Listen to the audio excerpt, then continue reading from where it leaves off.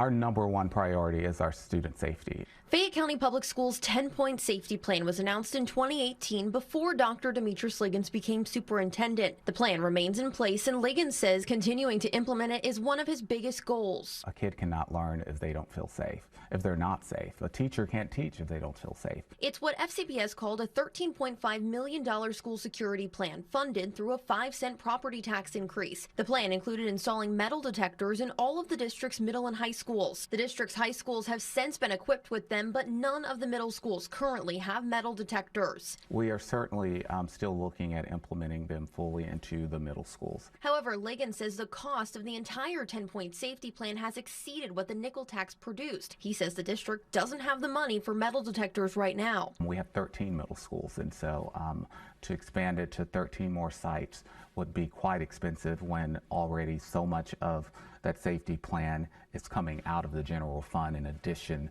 to the safety tax that was passed in 2018 by our citizens.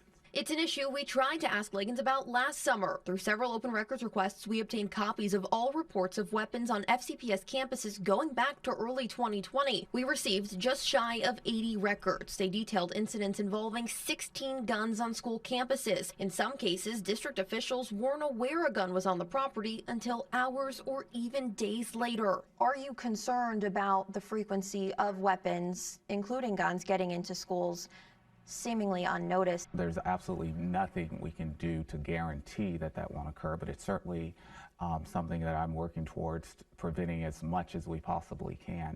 And so, yeah, anytime a weapon is in our schools that should not be there is a concern. Newly obtained records for last school year detail 12 incidents where weapons were brought onto school property. 10 knives, a stun gun, and 1 firearm. That firearm was found in a student's backpack by metal detectors at Bryan Station High School in April. The number of weapons getting into FCPS schools is trending down from 25 in the 2022-2023 year to 14 the following year, and then 12 last year. However, parents still have concerns. I think it's kind of ridiculous that it's been 7 years for something as critical as safety to be blatantly ignored. Norma Justice is an FCPS parent and the president and co-founder of the Fayette County Children's Coalition. We don't have the funds to do any of it because we have this $16 million shortfall, because funds haven't been used appropriately across the board.